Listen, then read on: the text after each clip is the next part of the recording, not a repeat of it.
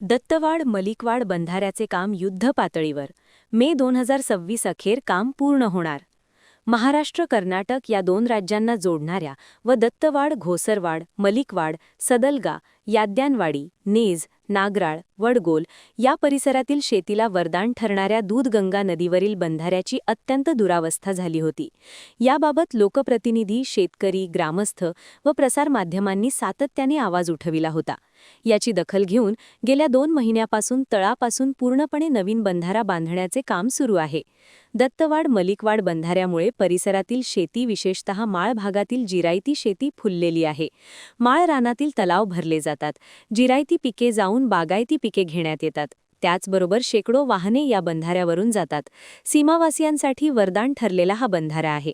सध्या नदीपात्रात bed concrete टाकून पिलरच्या सळ्या घालण्याचे काम जोरात सुरू आहे. अद्ययावत मशिनरींच्या सहाय्याने 50हून अधिक कर्मचारी कार्यरत आहेत.